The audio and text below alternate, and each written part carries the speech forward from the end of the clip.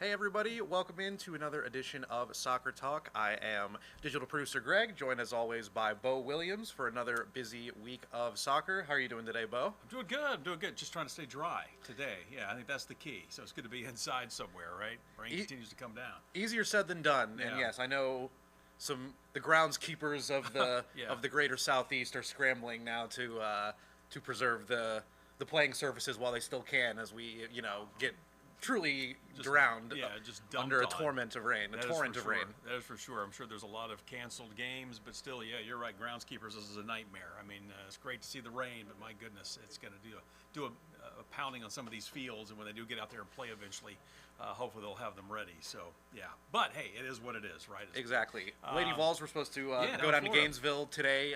Not the case, obviously. So they'll have a couple extra rest days before they're home against Vanderbilt this Sunday. Should be a good in-state matchup. But And should give Regal time to drain. exactly. Hopefully. One would hope. Especially, you'd hate to see a playing surface of that caliber get ripped up Right.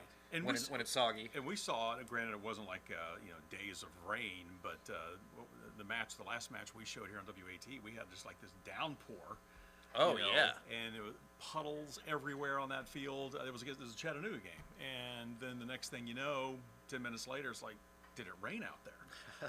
So they've done a nice job over there, the drainage and everything at Regal. But this will be a little bit more rain than that. But hopefully it'll be good to go for Sunday. Yeah, I guess while we have you guys here, download our free weather app, search Knoxville weather on the App Store. But let's turn over to One Knox here. We've been able to really break down what a great run it's been for the last almost 3 months or so on this 11-game unbeaten run. 6 wins, 5 draws. Really, since the end of June, this team's put it together in such an amazing way that's been great to see, live and in person. But really, they had the gold standard of tests this past weekend when they went on the road to a first-place Omaha team. Yep. This is the defending Players' Shield winners. That's the best regular season team in USL League One that they were last year. They look to be in great position to challenge for that got a trophy. 4-point lead right now in the standings. Yeah, they're looking good again. So Exactly. So this has been a bogey side, as they say, for this One Knoxville team. Winless in the 4 matches they played against Omaha. They've lost their last 3 against them. So this was really going to be, if they were going to match their longest ever unbeaten streak, what a way it would have been to do it on this one. Oh, yeah, it would have been huge. But, everybody's got that one team, right? For us, it appears it's going to be Omaha. That's how we are to Lexington, right? They hate to see us coming. We hate to see these guys coming. It's almost like whenever you see these matchups, you think of Roy Kent, okay, in the Lasso series. They couldn't beat Everton. And so, the trainer, Nate, had to get in his face and tell him that, he didn't get mad anymore and all this stuff. And he goes and rips a bench off the side of the wall. And the next thing you know, they finally beat Everton. That's what we're going to need next time we play Omaha. Obviously, we're not going to play Lexington, so they don't have to worry about getting anything like that against us. But that's just, part of the rivalry, a distant rivalry, if you will, at least from our side of things. Like, we just got to get over that hump and beat those guys. But it was a close game. It's tough to win. And this, it's not like we just drove to the next state over. I mean, Omaha's not Quite close. not. So, it is what it is. Always going to be, a difficult match. This has really been, one of the gold standards in USL League One. This is a team that is looking to join the second division, a la a Lexington team that recently announced the same thing as well. Yep. They're going to be building this beautiful new downtown stadium for Omaha. So an exciting time for Omaha. But, this is why the next couple of games for One Knox is going to be so crucial, just to potentially avoid, a first-round matchup with a team like an Omaha. And, if they can get to that second round, you feel like, anything could happen. You want to stay toward the top half of the standings, that's for sure. One thing, we're going to show you some highlights from that game coming up here. Make note, because you and I were talking about this, and I hadn't thought about it until you brought it up. They play in a ballpark right now. Right. It kind of gives you the feel of what we'll be seeing next year. Beautiful stadium. Grounds crew's done a great job in Omaha. And you really can't make out in some of the highlights even that there's a baseball diamond there. But again, just kind of make note, this is kind of what we'll be seeing next year.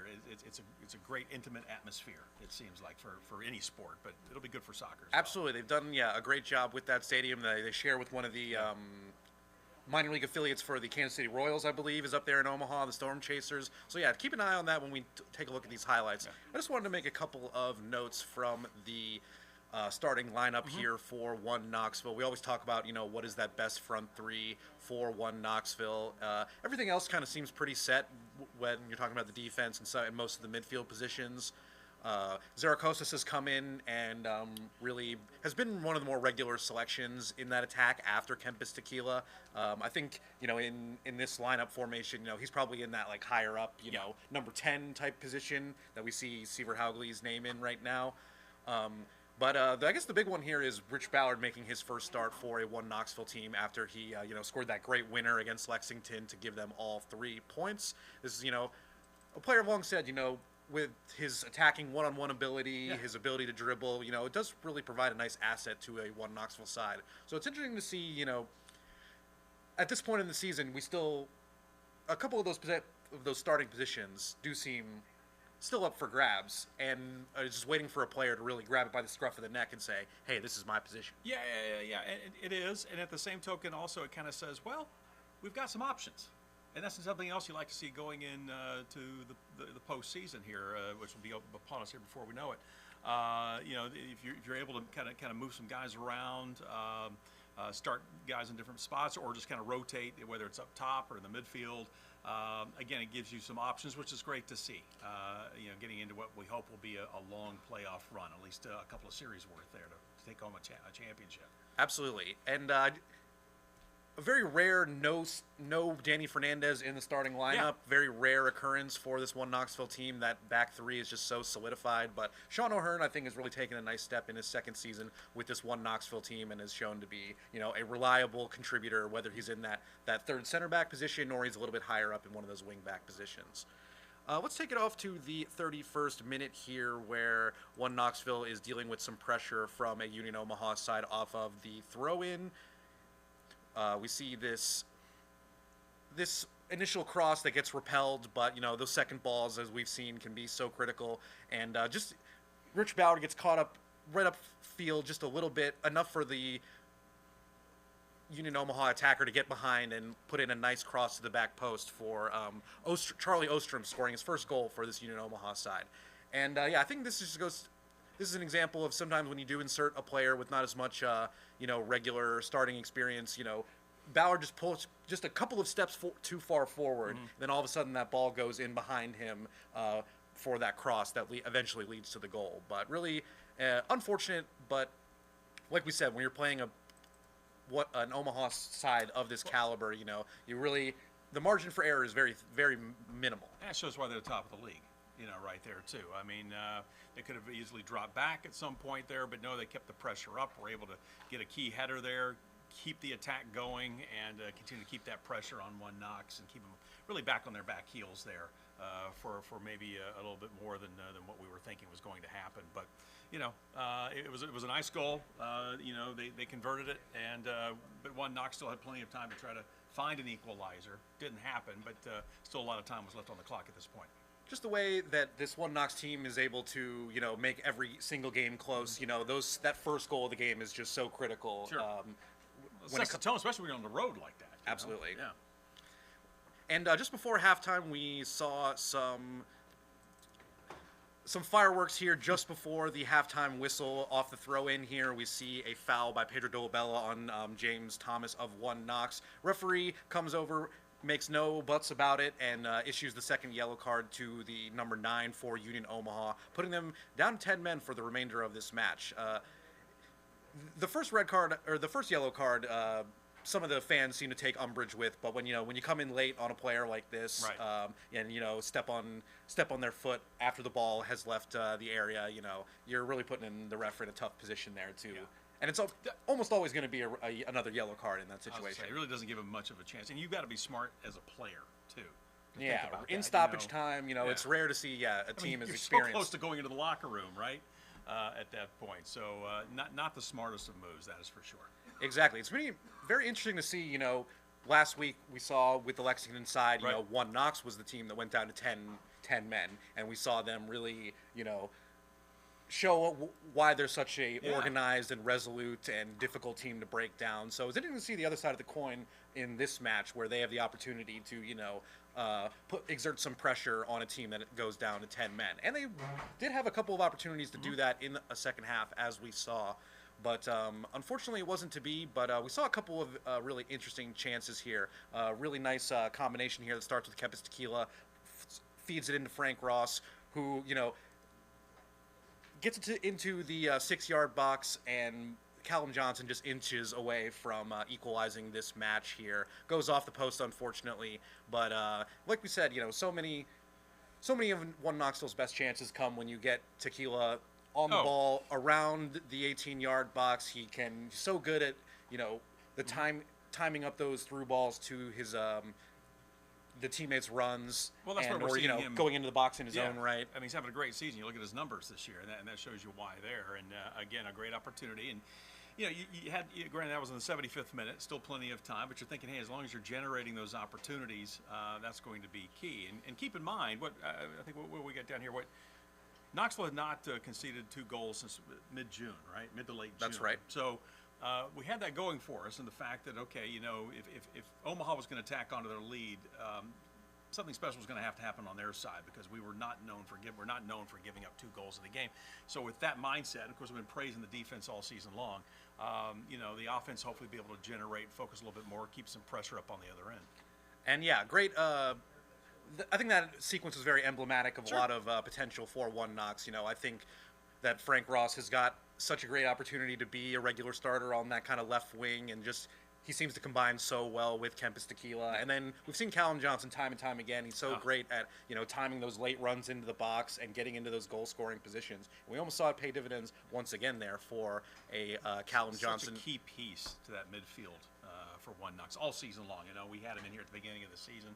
Just a great guy, first of all. But yeah, his knowledge, and he just knows where everybody is on the field and where he needs to be, and almost paid off, as you said, almost paid dividends for us there, but not quite. Exactly. We saw a couple of interesting substitutions. Really, we saw the full complement of attacking pieces come in the second half for One Knoxville. You saw Kingsford Ajay come in, and Innocent Nshuti, and a couple of other of the attacking pieces available off the bench. Jessen Vanderploem, who has recently reintegrated into that midfield space after a long layoff. We almost got a goal here off of a set piece, which One Knoxville has been so dangerous on. Another substitute, Gio Calixto, feeding this one into the back post. Finds a free Sean O'Hearn, but he can't quite direct that one on frame. Looks like a little bit of dark arts maybe here before then. It looks like maybe a little push from Frank Ross sends one of the defenders down and just leaves Sean O'Hearn wide open. Yeah, and that's why sometimes kids, you just got to get back up. And that almost resulted in a goal for One Knox because of that from the Omaha standpoint. But they've been dangerous all season long, One Knox, on set plays. Absolutely. Especially the corner kicks. I mean, whether they've converted them, if they haven't, in that case, coming so close. And that's really been a strong point of this team this season. And speaking of substitutes, Gio Calixto, another really bright substitute appearance off the bench. Saw him taking that corner kick there.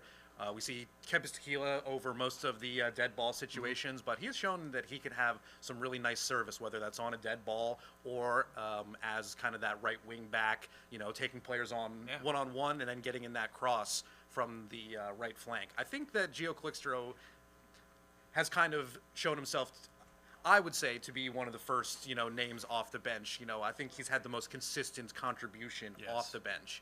And it's going to be interesting to see if that's going to continue in the last, 5 or 6 games, or 5 games here or 6 games, that's right, 6 regular season games left for One Knox. One more good chance, I would say, for One Knox before this one went out. We see a really beautiful switch by Jessen Vanderploem. That's the passing range that he has is a real asset to this team. And then, like we said, Calixto, one-on-one with his defender, beats his man, and gets the ball to a Innocent Nshuti on that near post. Can't quite direct that one on frame. Really is unfortunate for a Innocent Nshuti. It hasn't quite gotten off the mark in this League One season with Knoxville. I think it kind of goes with just the amount of overlap we have with the FIFA international windows, with the USL League One schedule. Inishit Nsuti has been on has been missing on international duties a couple of periods over this season, whether they're in African Cup of Nations qualifying or in the World Cup qualifying in the African region. So it really has, every time he comes back from international duty, it's almost like a new signing, It's like, wow, we got another option off the bench. So if they can just, I feel like it feels like one of those situations where one goal could really, open the floodgates for a player of that caliber. It's just that confidence that you need, or just that, yeah, you're right. That one is all you need to get in, and then hopefully everything just kind of falls into place. But I don't know if you can play that again. I don't know if we got a moment to play that one more time. But, I mean, again, this ball from Vanderploom, spot on. I mean, this is a great, changes the size of the field. But watch Calixto also. I mean, he basically runs control out of space. I mean, how he gets this ball off, he's got the guy on him. He had his back. They had their backs to each other, basically, and he turned and somehow laid it in there so nice for that cross. I mean, really a great effort. I mean, it didn't result into a goal, but just a great effort by the other two trying to set up what almost was a goal. We've talked about, yes, Callum Johnson and Sievert Haugli have been just stalwarts in that midfield space, but there really is no one with quite the passing range that a Jessen Vanderploom offers. Oh. He's so good at just maintaining the pace of this team when they're transitioning from offense to defense. He had a long layover. I think he was injured in May or so, so he's only recently been able to get out there with the second team and now with the first team. So it's going to be interesting to see how he gets deployed. I don't know. It seems like I would be surprised if he does, usurp one of those midfielders in the starting lineup. But just the ability he's shown off the bench, even in limited time, just shows that he is another asset that could, unlock a defense in a late game situation. Sure. Well, again, it just kind of goes to show that we've got several options, heading into the postseason. That's got to make the coaching staff feel good, having people healthy. When you see things like that happen, again, it depends who you're playing against and what they're bringing at you, who you put into, what position. But again, it's just one more piece to our puzzle that can help us out here moving forward. That's for sure. That's right. They got to be optimistic. Still got a lot of soccer to play. As you mentioned, 6 games, but not all of them are going to be easy ones, though, as we still try to jockey for position here. Still trying to, obviously, get that X next to our name that confirms that we're in the playoffs, right? Omaha still the only one that has secured a spot in the next round. Exactly. Like we said, 6 games remaining on this regular season schedule for One Knox. Union Omaha maintains their role as the only team to clinch a playoff spot yet, and they're in pole position for the Players' Shield as the best regular season team. But yes, it really is everything to play for in this last 6. 2 through 7 here, really very little to separate them. And if One Knox wants to host a playoff game, which they are in a position to do so, if they can get a couple of timely results here at the end, I think the key pair of games is obviously going to be against that second place Forward Madison team. Sure. They had a game rained out earlier in this season. That's now going to be that's now scheduled for Tuesday. That's going to be Tuesday at home at Regal Stadium. And then in a couple weeks they're going to go over to Madison to play that return leg, and that really could be the defining pair of games here for One Knoxville. But they are in great position to just to be in the playoffs is a great achievement for this club. Well, definitely. I agree with you 100%. And I think, those Forward Madison games are going to be massive, but also there's 2 teams that are, I guess, below the cut line right now. I mean, I think Chattanooga, and then we've got California Central Valley team, Fuego. Central Valley, that we're going to have to face, and you want, and I know we have to go to Chattanooga for that game, and that's always it's a good rivalry game, but if you can pull a point from there, if you can pull 3, even better. Central Valley, I think you got to take the 3. Have to. You got to take the 3 there, but if you can pull some points also from the 2 Forward Madison games, I think that will be huge moving forward as far as our place in the postseason, where we stack up and hopefully get some home games. Exactly, and seeing as it does look like pretty likely that One Knoxville does make the playoffs. I mean, obviously they want to finish as high as possible. Such a collapse, I think, at this point. Yeah. Oh, absolutely. It's just where do we end up? In the final rankings there, as far as who has to play who in the first round and so forth. So obviously finishing as high as possible. That's goal 1A on the list, but not that far after. I think is can someone distinguish themselves in attack beyond a tequila in this last 6 games? Can someone really put themselves forward as the reliable second punch in this One Knoxville attack. They've got only 2 times in the last 12 games that they've been able to score multiple goals, and we say defense wins championships, and that's going to set a really high floor for this team in a knockout situation. Right. But obviously, if they want to, still got to score.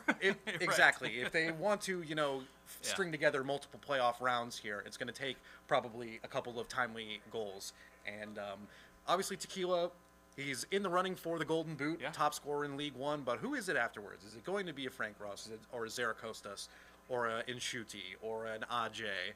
Just keep going. Just start listing Calixtro. Just keep listing everyone. Yeah, I mean, someone else is going to – that's a great point. I mean, someone else, is going to have to step up. But, and we say this every week. I mean, you see some of the chances we're generating. And, again, we're not giving up 2 goals a game. You have to go all the way back to June 22nd. Everything's right. Everything's there. It's just I don't know if it's just we got to get some bounces to go our way or what it is, because we're definitely getting the opportunities.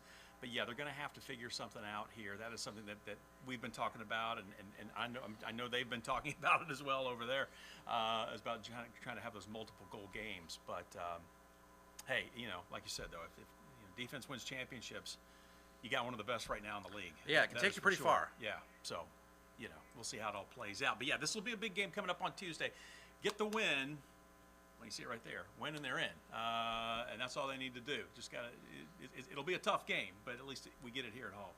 An interesting matchup on a Tuesday. This is going to come on the heels of the USL Jägermeister Cup final that is this weekend, which Forward Madison will be playing in. Could play to our advantage. Exactly. They're going to have to go to Northern Colorado for that final on the weekend, and then they're going to have to go over to Knoxville just a couple of days later. So yeah, tough ask for a Madison side, but it's been one of the teams that's been among the most consistent in League One so far.